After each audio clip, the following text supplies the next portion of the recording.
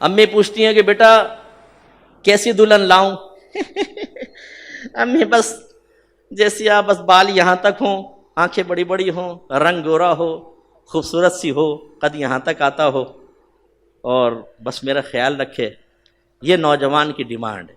اس کے ساتھ ذرا یہ بھی بیٹا ذرا پوچھ لیتے اور یہ ڈیمانڈ میں شامل کر لیتے کہ اس کے عقیدے ضرور پتہ کر لیجیے گا، ہو سکتا ہے کہ اس کو علم ہی نہ ہو اور وہ نادانستہ طور پر کوئی کلمہ کفر زبان سے نکال دے، ہمارا نکاح ٹوٹ جائے، اس کے بعد ہمارا ساتھ رہنا حرام ہو، ہم زنا خالص کرتے رہیں۔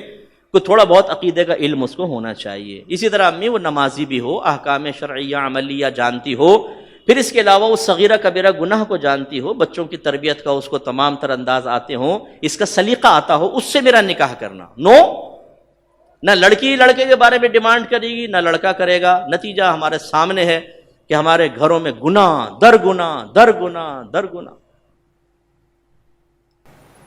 میرے آقا صلی اللہ علیہ وسلم نے ارشاد فرمایا کہ جو شوہر اپنی بیوی کو اپنے پاس بلائے جسمانی تعلق کے لیے اور وہ انکار کر دے تو تمام فرشتے اس پر رات بھر لعنت کرتے رہتے۔ یہ چھوٹی چھوٹی باتیں ہوتی ہیں، گھر میں لڑائی جھگڑا ہو گیا، شوہر سے تو تڑاک کر رہی ہیں، بے برکتی، کہنا نہیں مان رہی، بے برکتی، گناہ کر رہی ہیں۔ شوہر باہر نکل گیا، انہوں نے سنبھال لی فیس بک اور یوٹیوب، اس میں الٹے سیدھے چیزیں دیکھنا، یہ کرنا وہ کرنا۔ اس سے گھر میں برکت پیدا ہوگی، بے برکتی پیدا ہوگی۔ پھر جب بے برکتی اپنا اثر دکھاتی ہے تو پھر وہ ہم جیسے یا جیسے علماء تشریف فرمائے سب کے ساتھ یہ ایسا ہوتا کہ فون آیا، مفتی صاحب ذرا چیک کیجئے گا، پتہ نہیں کس کمبخت نے جادو کروا دیا گھر پہ۔ اچھا آپ نماز پڑھتے ہیں؟ نہیں۔ روزہ رکھتے ہیں؟ نہیں۔ قرآن پاک کی تلاوت؟ نہیں۔ علم دین سیکھا ہے؟ نہیں۔ آپس میں گالی گلوچ تو چلتی ہوگی؟ جی ہاں تھپڑ بھی مارتی ہوں میں تو۔ اچھا بچوں کی تربیت کی ہوگی؟ نہیں۔ شوہر سے بدتمیزی ہو، سینے پہ چڑھ چڑھ کے گفتگو، لیکن جادو کروا دیا کسی نے۔ بھائی کسی نے جادو نہیں کروایا، سب سے بڑے جادوگر آپ خود ہیں۔ گھر میں نحوست آپ نے پھیلائی ہوئی ہے۔ جب آپ علم نہیں سیکھتے ہیں، شریعت پہ نہیں چلتے ہیں، اپنے آپ کو عاشق رسول کہتے ہیں، لیکن جب نبی کریم کوئی حکم بیان فرمائے تو ہمارے چہروں کے زاویے بگڑ جاتے ہیں، ہمارا موڈ آف ہو جاتا ہے، ہم سرکار کے حکم کو چاہتے ہیں اپنے پشت کے پیچھے پھینک دیں، تو گھر میں برکت کیسے پیدا ہوگی؟ کسی نے جادو ٹونا نہیں کروایا، کسی کے پاس اتنا ٹائم نہیں ہے۔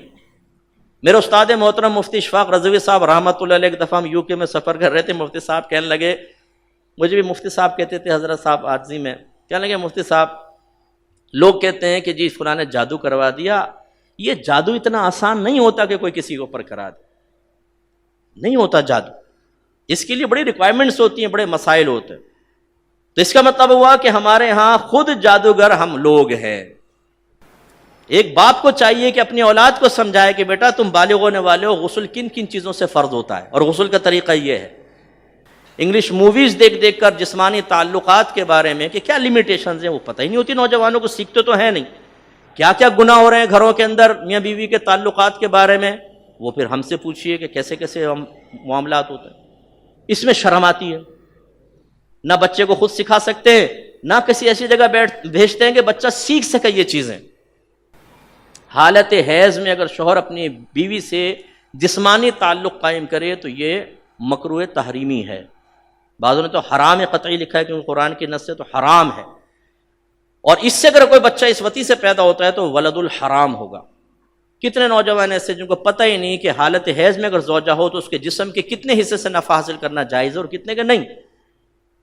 اب جب ہم ان میں بے برکت، اس میں حد پھلانگتے ہیں، لمیٹیشن کراس کرتے ہیں تو گھر میں بے برکتی پیدا ہوتی۔ بیوی پڑی سو رہی ہے، خر خر خراٹے لے رہی ہے ساری رات میں، تھک گئی ہوں جی میں اس لیے فجر کی نماز نہیں پڑھ رہی، کوئی تیوری میں بل نہیں آتے، بھائی اٹھو نماز پڑھو، گھر میں بے برکتی اور نحوست ہوگی۔ تو معذرت کے ساتھ کتنے ہم میں ایسے بیٹھے ہوں گے کہ جنہوں نے کئی مہینے سے فجر کی نماز نہیں پڑھی، کتنے ایسے بیٹھے ہوں گے جن کے کئی سال تک گھر میں قرآن نہیں کھلا ہے یا اس نے خود نہیں کھولا ہے، فرصت ہی نہیں۔ سیکھیے خدا را، اصلاح کیجئے، احکام شرعیہ عملیہ سیکھیے، اپنے بچوں کو سکھائیے اس طرح گناہوں کے مطلب لڑکی سے شادی کریں تو خدا را ذرا اس کا بھی خیال کر لیں۔ میرے آقا صلی اللہ علیہ وسلم فرماتے ہیں کہ عورت سے 4 وجوہات کی بنا پر نکاح کیا جاتا ہے، ایک اس کا نسب یعنی خاندان، حسن و جمال، مال و دولت، اور نیک سیرتی۔ سرکار نے فرمایا تم نیک سیرت بیوی کو اختیار کرو۔ ایک روایت میں فرمایا کہ دنیا کا مال و متاع سب، یہ جتنا مال و متاع ہے سب دنیا ہے، فضول، سوائے نیک بیوی کے، اور ایک روایت میں سوائے نیک شوہر کے. یہ بہت بڑی نعمت ہے. تو ہماری بچیاں بھی اپنے خواب میں، اپنے تصوراتی دنیا میں فلمیں دیکھ دیکھ کر کے ہیرو کا تصور قائم کر لیتی ہیں. لہٰذا ایک نیک پرہیزگار نوجوان کی فوٹو سامنے رکھیں، اور ایک یہ یوں کر کے کھڑا ہوا ہے، پف نکال کے، سگریٹ ہاتھ میں، منہ ٹیڑھا کر کے، یہ کچھ اچھا لگ رہا ہے. دیندار کو نہیں. ایک نوجوان نے ابھی دبئی سے مجھے میسیج کیا، مفتی صاحب 30 سال کی عمر ہو گئی ہے، داڑھی کی وجہ سے کوئی رشتہ ہی نہیں آتا، کیا میں ایسا کر سکتا ہوں کہ تھوڑا داڑھی صاف کروا دوں، جب نکاح ہو جائے پھر کر لوں؟ اور میں نے کہا بھائی خدا کا خوف کر. پھر اس کو سارا سمجھایا کہ بیٹا اگر داڑھی والے سب کے سب غیر شادی شدہ ہوتے تو میرے 4 بچے ہیں، سب کی شادی ہو جاتی ہے. یہ تم خیال ذہن میں ڈالا ہو کہ داڑھی رکاوٹ ہے. شاید کسی نے کہا بھی ہوگا، اسی سے اس کا احساس پیدا ہوا نا، لیکن ہوگی. تو ہمارے جو نوجوان بیچارے دیندار قسم کے ہوتے ہیں انہیں ریجیکٹ کر دیا جاتا ہے.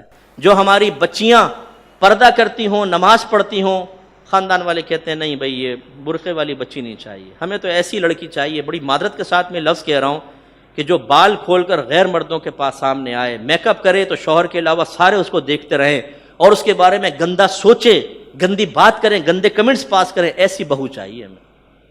اور نکمے ترین شوہر میں نے دیکھے ہیں، نکمے ترین. اگر زوجہ بیچاری برقع کرنا چاہتی ہے، وہ حرام نہیں کرنا چاہتی، تو یہ شوہر زبردستی کرتے ہیں.